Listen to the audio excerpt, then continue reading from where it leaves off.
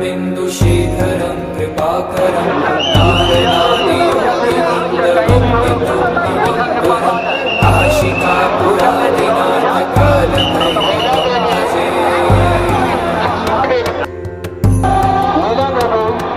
भानुकोटिभास्वरं भवाब्धितारकं नीलकण्ठमीप्सितार्थदायकं विमोचनं कालकालमम्बुजाक्षमं शशूलमक्षरं काशिकापुरादिनाथकालभैरवं भजे।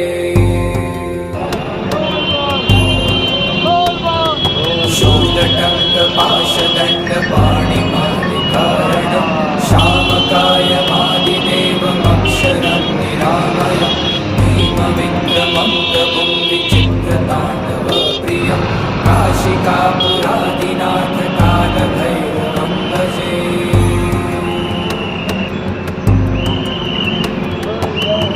मुक्तिदायकं प्रशस्तचारुविग्रहं भक्तवत्सलं स्थितं समस्तलोकविग्रहं वीरिपण्मनोग्यहेमकिङ्किणीलसत्कटिं काशिकापुरादिनाथकालभैरवं भजे।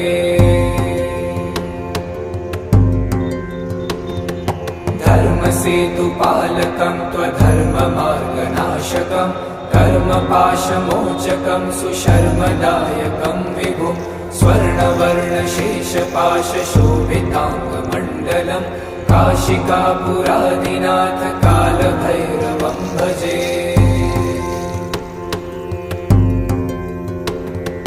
रत्नपादुकाप्रभाविरामपादयुग्मकं नित्यमद्वितीयमिष्टदैवतं निरञ्जनं मृत्युदर्पनाशनं करालदंष्ट्रमोक्षणं काशिकापुरादिनाथकालभैरवं भजे।